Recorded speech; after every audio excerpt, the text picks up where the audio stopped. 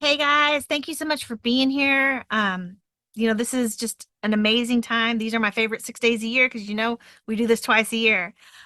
So what we're talking about right now is we're going to talk about like if you're wanting to get started in multifamily, are you just going to jump right in and be on the GP? Are you going to come in as an LP and kind of see how things move and how they go? I know there's a lot of people out there that come in as LPs and then move GP. So Shawn here is going to tell us a little bit about himself and a little bit about his background because he did something really similar to that. And I think that it's a great way to get started. So Shawn, if you could tell us a little bit about yourself, maybe some background info, and then we can get going. Hi, Angel. Everybody, welcome. Thank you so much for having me on. I really appreciate it. Getting to know you guys has been awesome. So, a little bit about me. My wife, Terry, and I got started passive investing about 10 and a half years ago. About a year and a half ago, we dove into syndication as a way to kind of shore up our retirement. And I'll talk about that a little bit more in a minute. And then, I think we're invested totally in about 3,500 doors right now. And 150 of those are as general partner, two different properties. And then we've got another one that's coming up here pretty soon. We just got an LOI accepted on, and we'll be Awesome. sending that out to everybody once we know more information. Wow, that is really great. So you are leaps and bounds ahead of us. We entered into multifamily in about 2017, and we were LPs until this past December. So we hit the GP side. We got it across the finish line December 17th of 21. And honestly, for us, it was kind of because we ran out of money. That's not always what happens to people, but you're investing passively, which is absolute mailbox money. If you're sitting in residential and you're thinking, oh, yeah, this is mailbox money because you have a property manager, invest in one multifamily deal as an LP, and it will absolutely change your mind on what passive means. That is so very true. I remember, about 10 and a half years ago, uh, I was meeting with my friend Jason. At the time, he was just an acquaintance. We were getting to know each other, and he invited me into this deal that he was doing. I still remembered it was the New Orleans apartments in Carrollton, Texas. And, it was a great little deal, boiler chiller property, your classic, class C, working class. And he ended up just knocking it out of the park. We got like three times our money back. We were just totally spoiled. It cash flowed like a machine. Now, keep in mind, this was back again, like I say, 10 and a half years ago, when if you didn't have at least a 10% cash on cash return, people wouldn't even talk to you about your deal. So we got pretty regular 12 and 14% cash on cash, distributions every quarter. And it spoiled us. But if we rewind all the way back up to the beginning, the first time you're looking at a deal as a passive investor, you get this lovely document called a private placement memorandum. And you'll hear everybody say PPM, PPM. Well, that's private placement memorandum. And when you sit down and if you actually read it, which I strongly encourage everybody to do, preferably in the morning with a cup of coffee, because it will put you to sleep. Or 10 pages at a time over 20 days. Yes. Um, but the biggest thing that got me was, I read through the thing, and quite honestly, there were a bunch of pages in there that scared the hell out of me. Pardon my French, but it did. I'm going like, wow. And so my buddy said, well, hey, why don't you talk to an SEC attorney and get him to review it with you to make sure that you're happy with that it's a good document, and then have him explain it. Well, I reached out. He introduced me to Merrill Calliser, who, by the way, I blame Merrill to this day for my real estate addiction. And he's a great guy. He gave me a flat fee. Said, hey, I'll review it. It's like $500, and then it was a pretty good chunk of change. But I thought, if I'm going to be investing in more of these, I want to understand the documents. So he sat down and we walked through it. He spent a good hour of his time, after he'd reviewed it and had a document all marked up, and we walked through it. And, I encourage everybody, don't just jump in and be a totally passive investor. Get off your butt, do a little homework, because this is your hard-earned money that you're putting into an investment, and you really want to make sure that you know what you're getting into. Because if you're putting the 50K in there, that oh gee, I'm going to need this for little Johnny or little Susie's college next month or next year, don't use that money. You that's not what, because these investments are illiquid, which is just a fancy way of saying your money's tied up until the property's sold. Yeah. Or until And there's a big capital event to where you can get a yeah, chunk of well, your yeah, money well, that's back. But true. I mean, yeah, there's multiple ways the money can come back, but but on the whole, once you're in it for the duration. yep, you're in it to win it. And until you get that capital event, whether it's either a sale or a refi, you're not getting any significant portion of your money back. You'll get cash flow once the property starts cash flowing, but again, don't count on that. There's always things that happen, and we could spend a couple of hours just talking about stuff that happens, and we're not going to do that today, but I could definitely do that. Yeah, But well, and I mean, you could even, there were people that were invested prior to COVID thinking, oh, this is going to be great. And a lot of people I know actually like line up their investments so that even if it's paying out quarterly, they get it to where every month they have a payment coming in. And it might be 10, 12, 14 deals, but they've got it figured out where that's their monthly income. Well, then you have mhm. an event like with COVID, and all of a sudden their whole lives were disrupted because there were lots of complexes that couldn't make their distributions. Now they let us know. They were like, hey, this is what's going on. We're going to have to catch up. But for people that were reliant on those investments for cash flow, it wasn't such a good time. Oh yeah, no, I know. I mean, that's the thing is, there's always risk involved in any type of investment. If there's no risk, there's no return. And, that's what you as an individual investor have to figure out is what is your tolerance for that risk? Do you want to go throw it in the stock market? Do you want to invest in crypto? Do you want to invest in, I don't know, undersea mining? I mean, there's all kinds of things you can invest in. Some are a lot more risky than others. You just have to figure out, and understand. And that's part of your homework. That's part of your due diligence that you as an investor need to do. Don't think, oh, this is passive, this is easy money. If everything goes right, yes, absolutely.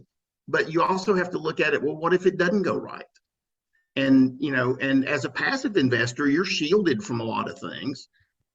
And it's I mean, it's a great opportunity. It's a great way to increase your net worth. It's a great way to build some passive income.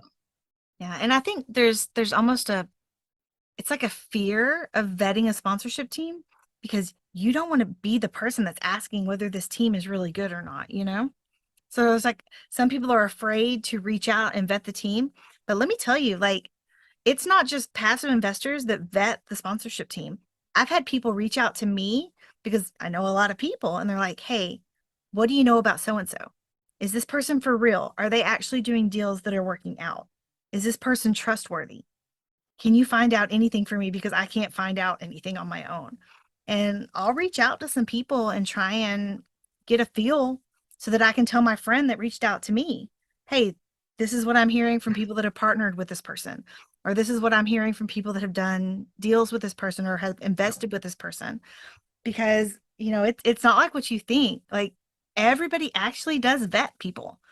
You know, Oh, the sponsorship teams vet one another. I mean, there are passive investors out there that are vetting the sponsorship teams too, and they're getting those referrals and they're actually following up on them. So don't be embarrassed or think that you're doing something that other people aren't doing or be afraid because we're doing it. We're all reaching out and finding out what's going on. oh, absolutely. I mean, Angel, if I'm going to write you a 50,000 or $100,000 check, I want to know a little more about you than just your internet social media presence. I want to talk to some people that you've done business with. And even if this is, even if it's your first general partnership that you're doing, I want to know, why do you think you're going to be successful? What kind of training have you done? Uh, what are you going to do? What are your plans for contingencies? You got to ask all those what if questions. Going back to the PPM, when Merrill was explaining to me, he walked through everything line by line and told me what all this stuff was for. And he got to this one section and he goes, okay, this next 14 or 15 pages are all reasons you should not invest in this deal. He goes, the only reason this should scare you is if that section is missing. He said, because that means they're trying to hide something. That whole section is all of the things that can go wrong with a real estate deal. And he goes, now, 80% of them, 80 to 90% of them are mitigated by having the right insurances and things in place. The other 10 to 15, 20% is all things that you should do ahead of time for your due diligence. So you vet the property before you actually end up closing on it as a partner. So, and you as a passive investor, you want to do that same kind of due diligence. You can use that 14 or 15 pages in the PPM to go, well, gee, Angel, how are you going to handle if somebody falls on the property, falls down the stairs and claims that, the property was at fault because the railing was loose? How are you going to mitigate that? Those are questions you should be asking your sponsorship team. If they don't have an answer for questions like that, find another deal, find another sponsorship team, because there's tons of them out there. Wow. Yeah, I mean, now that you asked me that, I'm like, well, I would reach out to my insurance. Yeah. And that is, insurance handles a lot of those potential issues. What do you do if a building burns down? God forbid that the building burns down and there's a death on the property. Yeah. I know of one deal down in Houston that, they closed on the deal, and within, I think, the first 3 to 6 months, they had that massive hurricane that came through, flooded the property. And then once they got everything dried out, one of the buildings burned down, and a child died in the fire. Oh, And so they had all this stuff. So as one of the things you want to ask the partnership team is, do you have enough capital to keep the company afloat? Because I guarantee you, the insurance is not going to pay immediately. yeah. You've got to be able to have the capital. So, does the partnership team as a whole have the pockets that are deep enough to keep the company operational when stuff goes wrong? Hey, when everything's going great, and according to plan, it's absolutely amazing. The money's churning in, you get money in the account every month, you see that reserve keeps getting bigger and bigger, and then you take a chunk of it and distribute it. The world's all happy, it's rainbows and unicorns, and it's all wonderful. But you got to plan for all that other stuff. Yeah. Nobody likes to think about it, but if I'm going to write a big check, 50, 100, 200, $500,000. Now, I'm not to a point where I'm writing $500,000 checks yet. I was about to put you on my list if you were. Well, I'm headed that way. That's the longer term goal. I want to be able to write it. Somebody calls me up, Angel says, hey, I've got this great deal, and if she tells me it's going to, cash flow, 8 or 9, 10%, I'm going to ask her a lot of hard questions about her underwriting. But, if she can answer my questions, then I'm going to go, hey, I'm going to write you a $500,000 check. I'm not there yet. Well, number one, you'd be talking to Jason about the underwriting, because that is not my strong suit. But you really got me thinking about the other piece of that. Like, is there enough cash to keep things afloat? Because when there's not, that's when that ever hated cap call happens. which Don't I've want to been be in a making those deal phone that calls. I've been in a deal that had a cap call. Hmm. um, it's not fun because it makes you wonder about the performance of the property. And then you start digging into more of the Excel files or more of the files that are being shared with you. And I mean, I don't ever want to be in a position. I know what I did when I started seeing all those things that they didn't match up in my mind. And I don't want to ever have a property where I know that there are people digging into my stuff the way I dug into it after that. Because it wasn't that I doubted the person. Well, it was that I doubted the person. But I mean, I don't want anyone to ever come at it like that thinking, what's Angel doing? I need to figure out what's going on here. Because Hmm. I want our investors to know that they are above and beyond. They're our most important, that's our most important group. It's kind of a game between, or not really a game, but kind of like a shuffle between the residents and the Yeah. investors, because it Yeah. kind of depends on what you're looking at as to who's a little bit ahead. But Yeah. No, you it is. I got mean, to take care of your investors. in general, in principle, I agree with you. Um, I will go ahead and step out on a limb and say, um, and I always tell the team this, that taking care of the tenants is the most important thing, because if you don't have tenants, none of the rest of this matters. None of it. Because if you don't have tenants, you're not going to have income. The loan's going to come due and they're going to come after you. Your investors are not going to be happy because they're not getting cash flow. Um, it's you gotta take care of the tenants, and part of that is taking care of your property management team. I've got a property where we just gave our maintenance guy a raise because we didn't want to lose him, and he came in and turned in his notice and said, the gas prices were killing him, and I said, I told the PM, I said, because she texted me, and I said, ask him how much it'll take to keep him to cover his gas.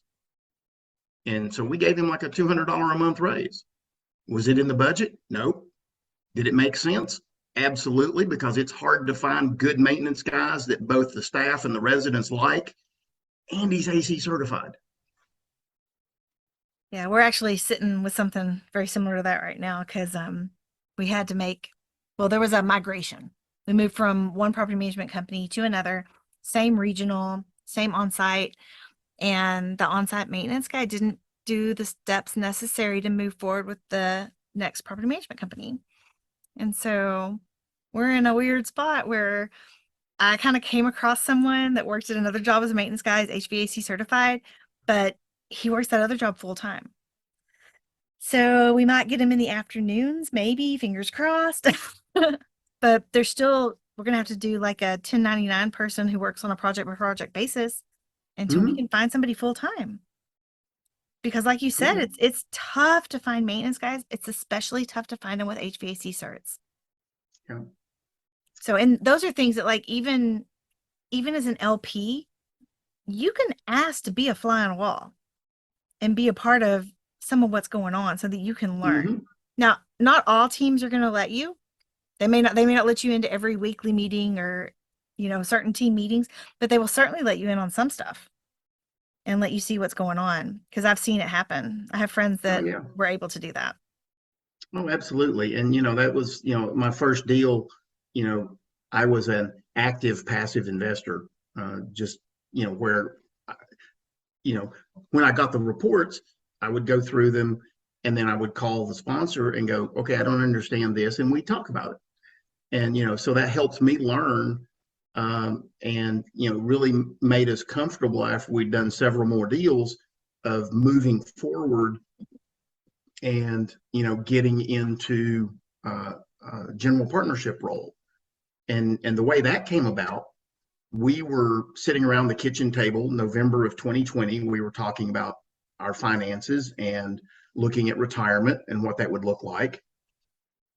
And we realized that the bill of goods that Wall Street and corporate America had sold us about having a great retirement, hey, throw all this money in a 401k and you'll have a great retirement, was not all it was cracked up to be. And, we'd have an okay retirement, but that meant we'd have to reduce our standard of living. We'd have to reduce what we give to our church and the charities that we support, and we'd have to cut back on our travel. And we didn't want to do any of that, especially the travel. And because my wife and I love to travel, that's another. I could go a whole 2 or 3 hours just on travel, but we're not here to talk about travel today. But so we were talking about that, and we're kind of going, okay, well, we've got this experience where we've learned about real estate, and we know about becoming a general partner. Let's look into that a little more. And so we did, and we joined a mentorship program, which I wholly encourage you, if you want to take that leap, join the mentor, find a coach, find a mentor, somebody that's done this before. Like my daddy always said, mistakes are okay as long as you don't keep making the same ones, and the best ones to learn from are somebody else's. So your 100%. coach can help you going, oh, well, you really don't want to do that because it's just not a good idea. I did that and I lost, $500,000 or whatever. They'll help you avoid some of those expensive mistakes. Now, that being said, I like my coach and mentor. He's not right for everybody else. There's a bunch of them out there. They all have some good free or inexpensive material. Go check out a bunch of them. Find one that clicks with you. And once you find one, stick with them and keep after it. Because one of the things I've found with real estate is that, there's several key things about it. Persistence is one of them. And that's true of anything, any endeavor that you're taking, whether you're going to school to get a degree, you're learning a new skill, whether it's at work or, you're learning to play an instrument, you're learning a foreign language. You can't just go, oh, well, buenos dias, senor. Okay. Okay. And then, okay, there's all your, okay. Sorry, you got to practice your language every day. Just like your any skill that you're learning, you got to practice it every day. Now, does that mean you spend all day doing it? No, you can spend an hour or two at night and you learn. But you've got to go through that process. You have to, it's a tired old saw, but you got to pay your dues. Yeah, no, it is. And I wholeheartedly agree with you. Get a coach, get a mentor. Because it just cuts down the learning curve. And it puts you in touch with people that you likely wouldn't have been able to get in the same room with on your own, or it might have taken a very long time to get into that room. Yeah, I was listening to Dean Graciosi and Tony Robbins this past week, and one of the things they're saying, a coach or a mentor helps you go faster sooner. Yeah, absolutely. Yeah, and I know that there are people out there that say that you don't have to pay for a coach, you don't need that guru. I hate that word. I think that it's like it has such a negative connotation to it now. But how do they get to be called a guru? Because they've been so dang successful. What is it? Success leaves clues. It sure does. Let me be around some successful gurus. Let me see what their magic sauce is, because I want to be there someday. Yeah. I absolutely want to follow in those footsteps. And I don't think there's anything negative about that. Mm-mm. No, I agree. I mean, one of the things that is, I think is kind of key to that is you want to be around the people that you want to become like. If I want to flip burgers and drink beer on the weekends, I'll hang out with most of the people I went to high school with. There's don't get me wrong, there's several of them that have done really well, and there's several of them that did that and they're very happy. I'm happy for them. That's what they want to do. One of the things that Dean and Tony were talking about this last week is, they like to say, you were meant for more. He goes, if you believe that, then you can't just go, oh, I'm meant for more, and then sit back. You've got to take action on it. And that's what my wife and I did. We were, like I said, we were sitting around the kitchen table and we realized, hey, we need to do something. So we looked into several different programs. We picked one, we dove in, March of 21. November of 21, we closed on our first deal as general partners. About a month and a half ago, we closed on our second deal, and we've got a third one that we've got an LOI accepted on. And it picks up and it can go quickly. It can also be scary. There's a lot of especially the first time you're going in as a general partner. That's why you want to try to. It's like I say, it's a team sport. Find some people and get to know them. Um, you know, I've gotten to know Angel a little bit now where I would feel comfortable if she's called me up and said, "Hey, Shawn, I've got this great deal. Do you want to partner on it?" I'm going, "Well, yeah, let's look at the underwriting," or vice versa. If I had a great deal and it was in her neck of the woods that I know she has a lot of expertise in, we could reach out and we could definitely talk about it. And I'm sure someday, Angel, we'll do a deal together. It may not be next week, it might not be next year, but some point in the future, we will very likely do a deal together. Yeah. Because you have the personality that I feel like I could work with, and that's very important. Is you've got to be able to find partners that complement your skill sets. Before we went live on the recording, Angel and I were talking about some things, and we have different personalities and approaches to conflict and emergencies. You want to find somebody that helps balance out the skills that you have. You know, you know what I'm saying. It's just Yeah. there's a No, well, lot. honestly, it's like me and Jason. Like underwriting is 100% his thing, and talking to people is 100% mine. And we've both gotten better in our superpower because we just decided to pursue our superpowers. Like there were plenty of people that told me, Angel, you gotta learn how to underwrite. And I'm like, I don't. My husband underwrites. I don't have to learn it. And they're like, oh no, you do. I've had to learn some stuff. Like I don't feel nauseous when I open the summary tab anymore. I used to. There used to be just a wave of nausea come over me when I opened that thing up because I was just like, oh. I can sort of find stuff on it now. But the thing was, is these people are like, if you don't know underwriting, you're never going to be able to talk to investors. But what I found was kind of not necessarily opposite of that, but when I'm up front with investors and I say underwriting is not my thing, but I can absolutely get you in touch with the guy who it is, they're way more understanding of that than me trying to, muddle my way through a summary report or a summary tab when I clearly don't know what I'm talking about because I'm going to be insecure. That's going to come across them how I'm talking, Mm-hmm. and they're not going to want to invest with me. Whereas if I'm like, "Ugh, you don't want to hear numbers from me, you want to hear those from Jason," they're like, "All right, where's Jason?" Yeah, And a lot of times absolutely. we're at the same event, or I can arrange for Jason to hop on a call with them the next day or sometime during that week, and it works really well. So it's not necessarily that you need to wear all the hats, but you need to be upfront, honest, and open about which hats you do wear and which hats you don't wear. Mm. Oh, absolutely. I'm with you 110%. I always tell everybody that my wife, Terry, has the hardest job in our company, and that's keeping me organized and on track. That's not my area of strength, which might sound a little scary since I'm the asset manager on a couple of our properties, but I have, I have a really good virtual assistant that reviews all the documents. I get a nice 2 or 3 page summary every week before our property management meeting. And fortunately our VA is also our youngest son.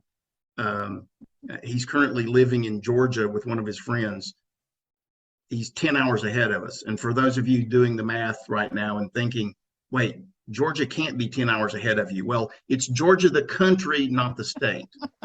And so he's an expat right now living in Georgia. And he spends half his time working for his friend and half his time working for us. And but he's excruciatingly detail oriented like his mother. And again, it's that you got to build that team.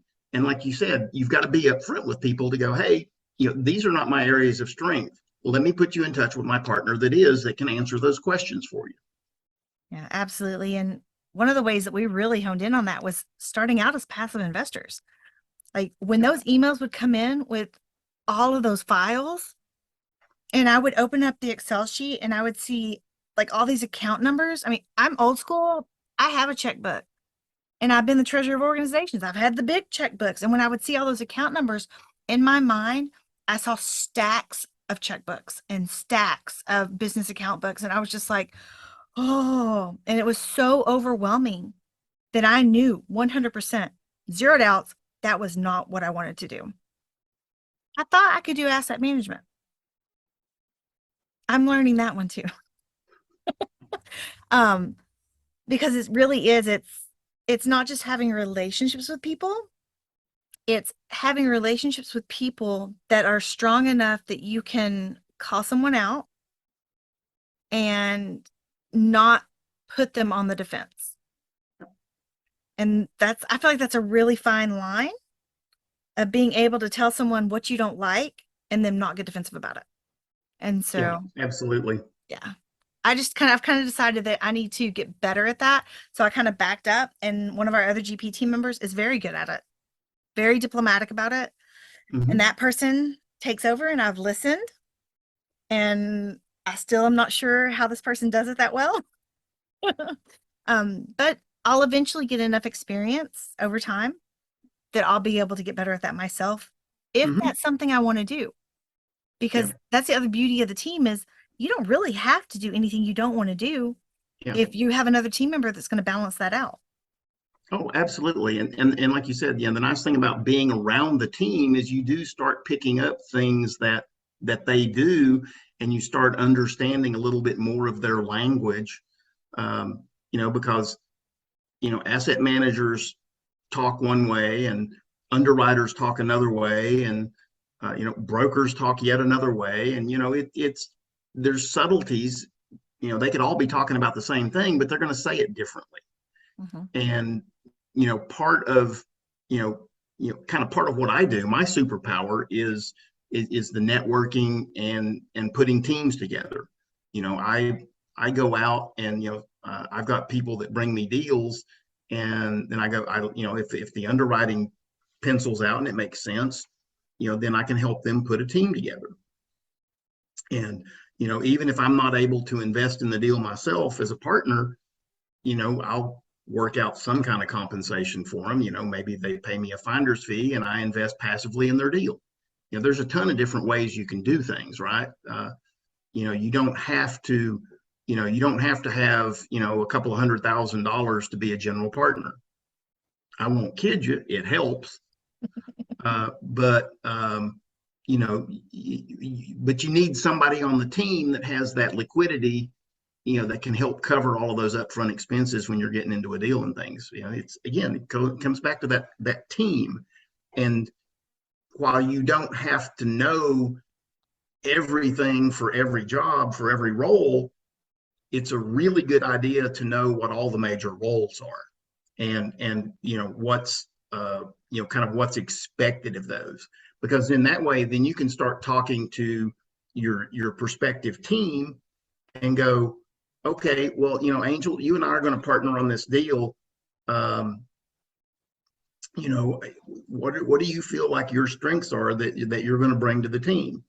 And the same thing with me. I would say, hey, I'm good at meeting people, and I have really good investor relation skills. I'm good at managing the technical side of our portal that we use. Um, And are you okay with me mentioning the portal? I'm fine with that. So I'm a big fan of Cash Flow Portal. I know Perry Zing. Perry's a great guy. He's the founder of the company. Um, and so I'll every chance I get, I'll put in a plug for him because I think his product is amazing. And not only that, they're making improvements to it every single day. Yeah, no, Perry's a great guy. I know Perry. Perry actually, when my daughter and I were in Austin for a math competition, it turned out that Perry had like been I guess like an on-staff tutor for math counts. And so he knew all of the high school programs because at my daughter's school, they didn't know about the high school programs. And so he's like telling me these high school programs. I'm texting them to our like the math program person. And I'm like texting all these things. I'm like, hey, this is what they can do in high school because this is Julianne. She's a, I guess, rising freshman. And so she'll be in the high school program now. And so yeah, he's very knowledgeable Nice. and Yeah. he's very personable. He's a very nice guy. And Yeah. his programmer and then Shelly, his other, I guess, right hand person there. Hmm. They're a really good group of people. Yeah. Well, Yeah. we use Invest Next, but I enjoy the guys over there at Cashflow Portal too.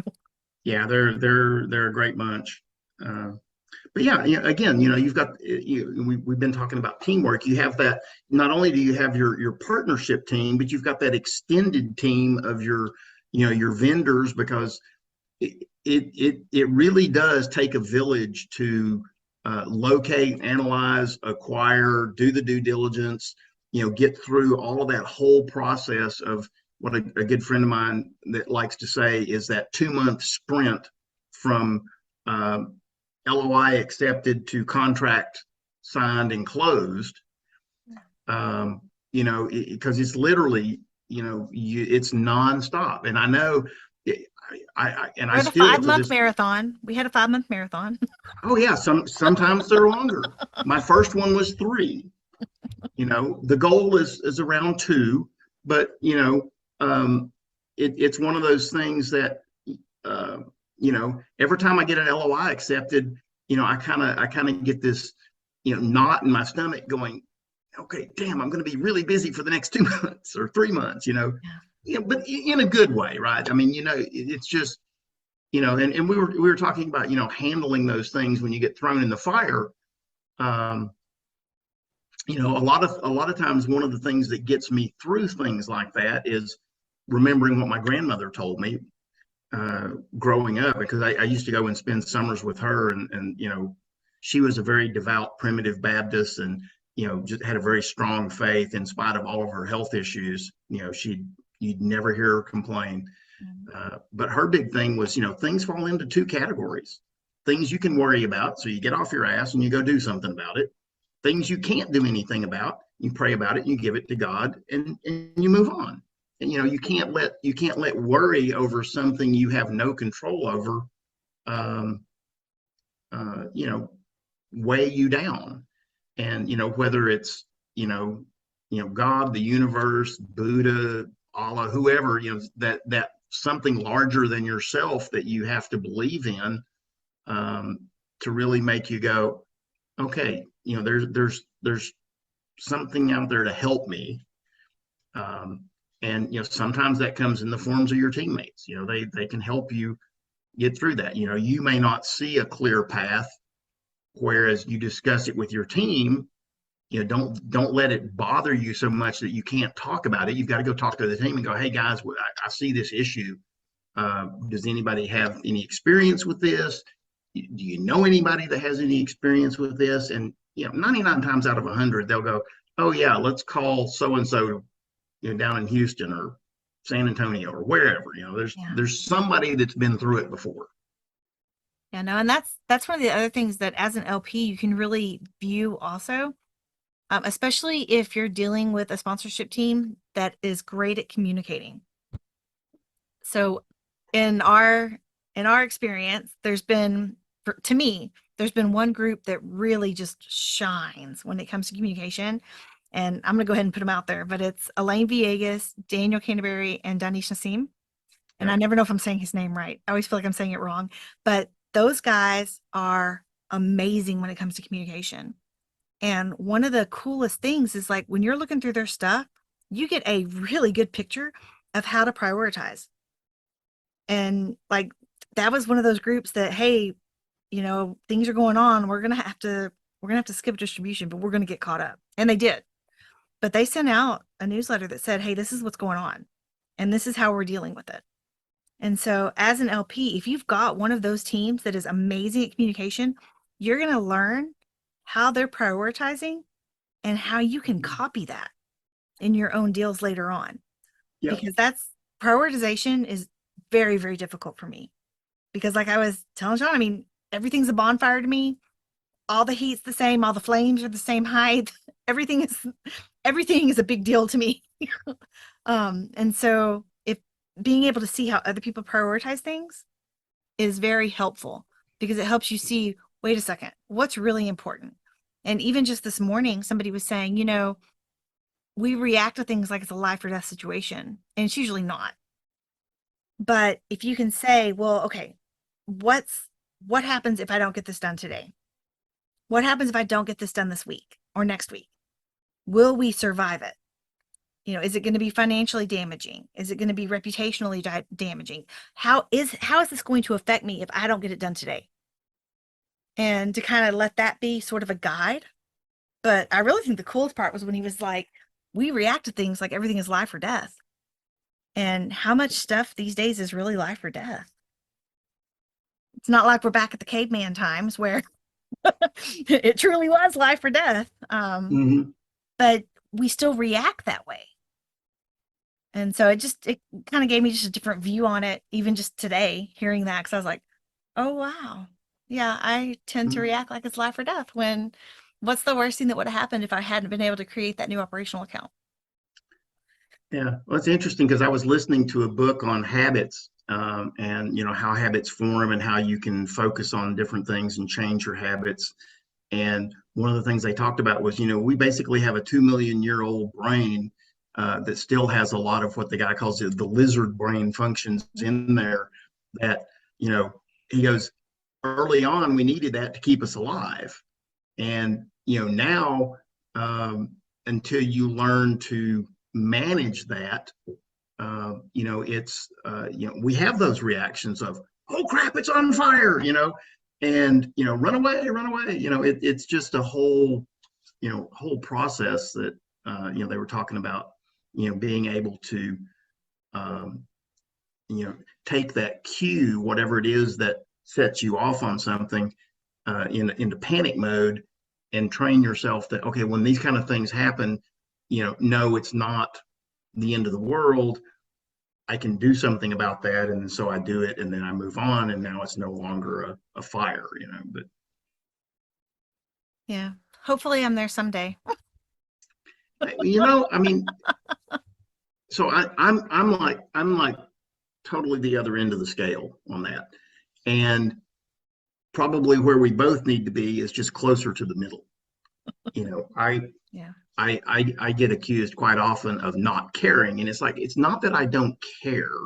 If it's something that I can literally do absolutely nothing about, uh, unless there's something where, okay, I need to go find somebody that can do something about it, then there's no point in me wasting time, breath, energy, uh, you know, Yeah. or as Bobby Castro likes to say, my non-refundable minutes. I can't, I don't want to waste my non-refundable minutes on worrying about something I can't do anything about. Wow. Yeah, that's actually really powerful because I I do worry like constantly, even about the stuff that I can't do anything about because I just don't. I mean, I don't want to justify it, but in my mind, I believe that I have to worry about it. Yeah, and a lot of us, I think a lot of us has to do with how we were brought up, and what the behavior that we saw, and we tend to model that.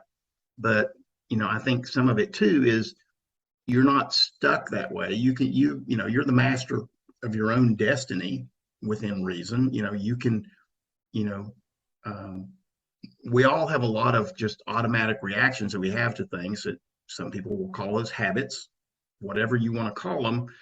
That reaction is something that, once you become aware that, oh yeah, I'm doing this, and like I said, there's a bunch of great books out there on habits and habit forming. And matter of fact, I can look one of them up here real quick.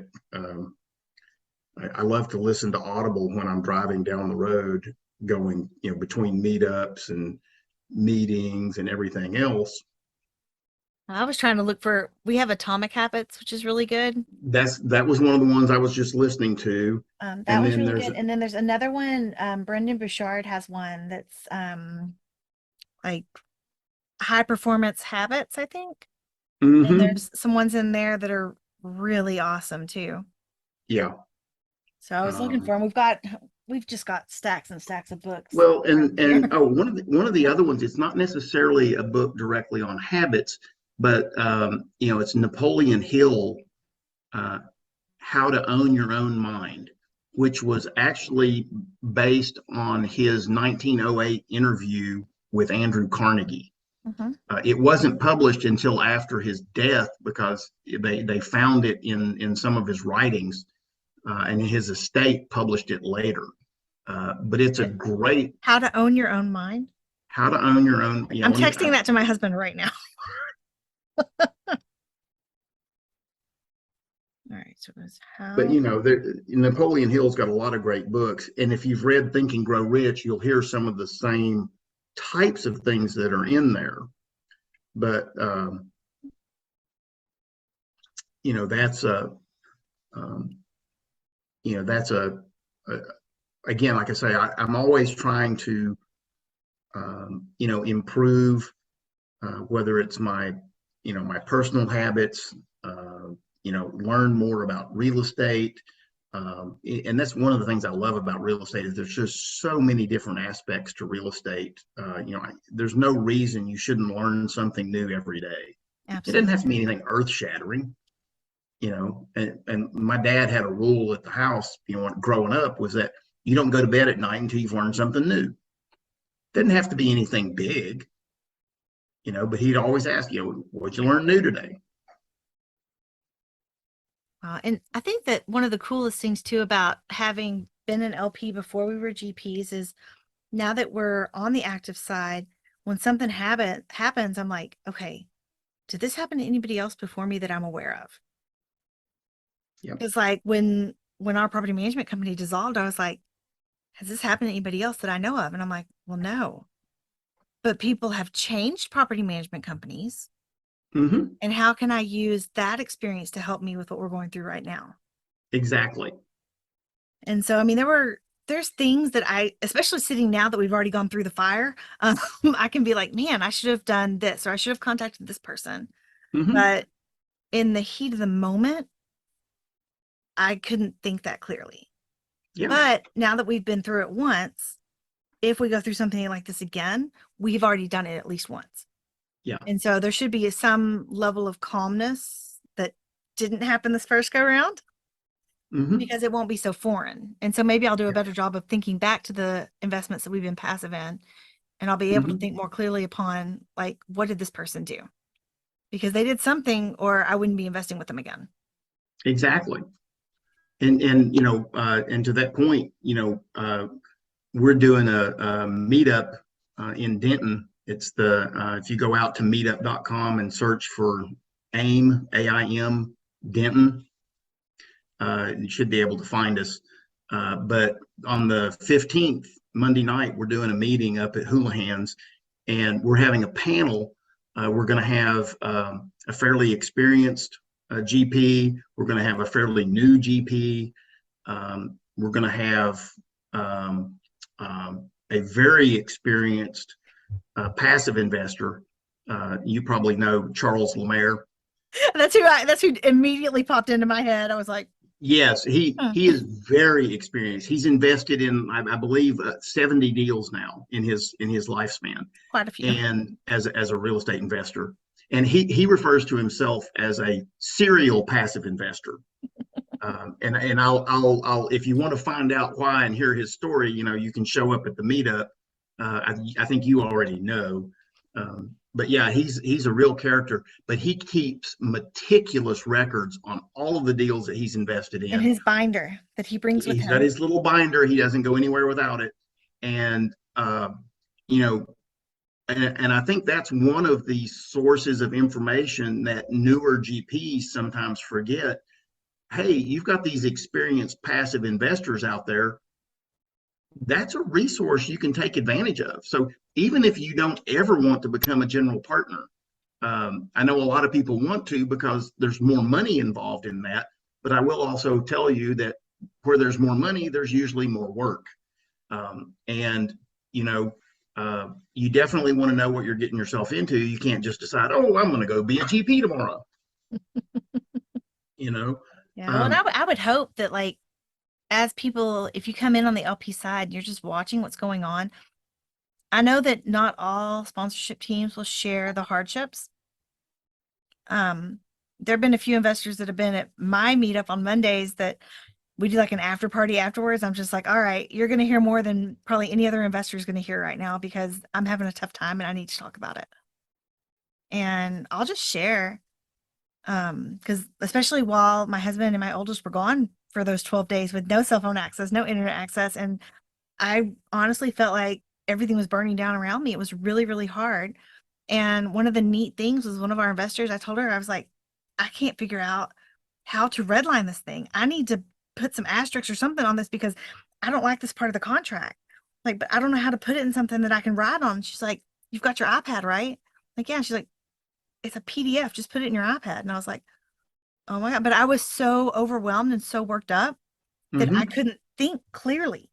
And she absolutely helped me get it into my iPad so that I could make corrections and make modifications that I needed to make before I was willing to send it on. And so that's, she's getting to see a part of the GP side that most LPs aren't going to get to see. But I would venture to say that most GP teams are not going to say no to you if you reach out. I don't know if they'll tell you all the good, bad, and ugly, but I do because talking about things makes it easier for me to handle. But not everybody is like that. Well, and that's how some people, solve problems. I'm one of those people. I think out loud, um, much to the chagrin of people around me occasionally. But I kind of talk through you know, here's the issue. Here's some possible solutions. We could do this. We could do that. We could go this way. We could go that way. Um, and I'm not proposing a solution. I'm not necessarily going, oh, I want to do it this way. And the people that know me know that, and they know I kind of have to talk myself through the possibilities because you know I may end up discussing three or four or five solutions, um, one of which is probably the best solution. Maybe it is, maybe it isn't.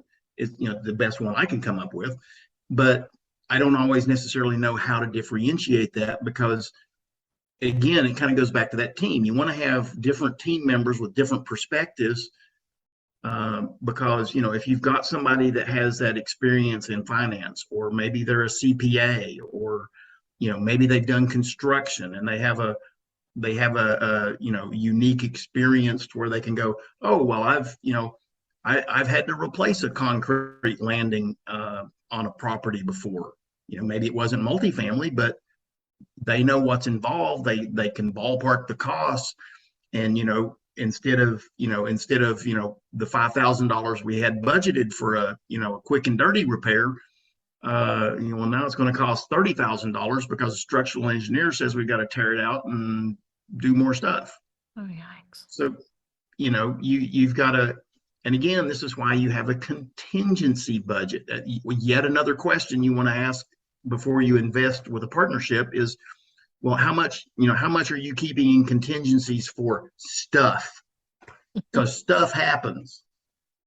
Or as a good friend of mine likes to say, excrement occurs. It's not if it'll happen, it's when. Yeah, exactly. Exactly. Yeah. No, and I mean, again, that's just one of the, hopefully you've had a sponsorship team that you've invested with that has communicated really well because it gives you a much clearer picture of what it really Hmm. could be like to be on a GP team. And even then, you have no clue.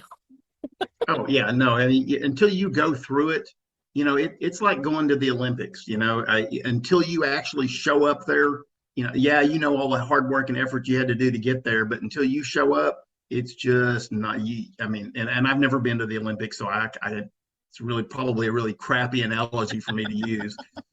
But you get the idea.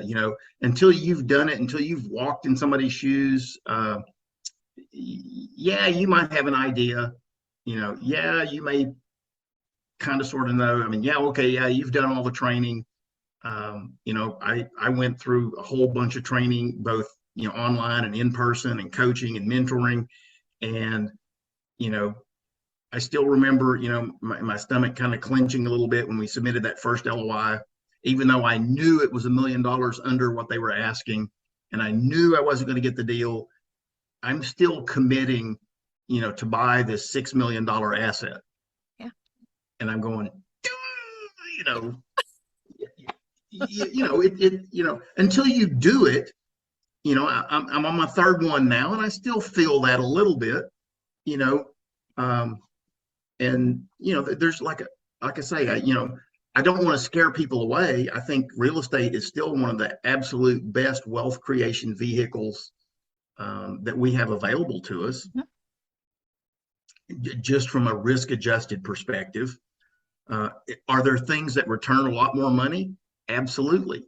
But you always have to tell yourself, if I'm getting a much bigger return, there's a much bigger risk. There's a reason people are paying that return, because there's more potential that you're going to lose your money. Wow. Yeah, no, and that's really a big deal. I know that I remember reading through some of the PPM stuff and it's saying, basically you could lose it. And so my husband and I had to come up with an amount that if we lost it, yeah, it would hurt, but we could recover. Exactly. And that's not always the minimum that people are advertising at. And so, Mm-mm. I mean, you can ask to be included at something below the minimum, but they don't have to say yes. Especially if it's somebody that's able to subscribe like in 24 hours, the likelihood of you getting in at anything other than what they're saying is the minimum is basically zero. Yeah. But you come up with an amount that's safe for you, and then you just ask. I mean, the answer is always no if you don't ask, Mm-hmm. but just to get started and see what it's like. Yeah. Well, and one of the things that you mentioned, just cued a thought, was one of the big differences between being a passive investor and a general partner is, if you're a passive investor and you invest $50,000 in the deal, all you can lose is that 50,000. If you're a general partner and the deal goes completely sideways, you can lose a lot more than what you have invested in that deal. So, people will sometimes go, well, why am I paying the general partner more? That's why, is because they're taking on more risk than you are as a passive investor. So again, like I've said numerous times, if there's more return, there's going to be more risk. And, you have to decide, where is my personal risk tolerance? Absolutely. And, Shawn, I just want to thank you for being here today and being a part of this and just really allowing for us to put out there that there are ways to get into this other than just jumping straight in the active side. Yeah. I know people that have done that and they're still successful. But for those of us that maybe are a little bit more afraid to make that leap, or maybe we're at a different position in life and Yeah. maybe we can't make a mistake like that. We can't make that first mistake and lose $1 million or something. Yeah. So those of us that are in different spots don't have those same luxuries. And so becoming an LP and getting a little bit of a glimpse into how the GP side works and then going GP I think it's a really great route. And I know a lot of people that have done it that way and they wind up being really successful GPs. Yeah, absolutely, Angel. Again, thank you so much for inviting me. I've really enjoyed our conversation, and you and I both know that we could talk for another 3, 4, 5, 6 days, forget hours, because I mean, we both love talking about real estate. We both love talking to people. Yeah. And if anybody wants to reach out to me, there's half a dozen different ways to get a hold of me, but the best way is probably just go to my website and book a call. It's twtmultifamily.com/book-a-call. Awesome. And I'll make sure that I believe this is being captioned. Fingers crossed. And so I'll make sure that some of that gets in there for you. Other than that, just thank you for being here today, and thank you for being this amazing source of knowledge and being open to share like some of your experiences and just some different ways to Absolutely. I get mean, involved. I think knowledge and experience is really best when you do share it. Because then that's for me, that feels like, I'm able to give back to the community in some form or fashion. And I'm always happy to, talk to people about deals, good, bad, or indifferent. Not all the deals I've invested in have been winners. Um, I will knock on wood and say we've been very fortunate that none of them have we lost any money in, but there have been some that were close. Yeah, I feel you on that one. So, again, just thank you for being here. And guys, hang out. There is a ton more to come, and we look forward to seeing you on the live side should you decide to join us there. So, until we meet again.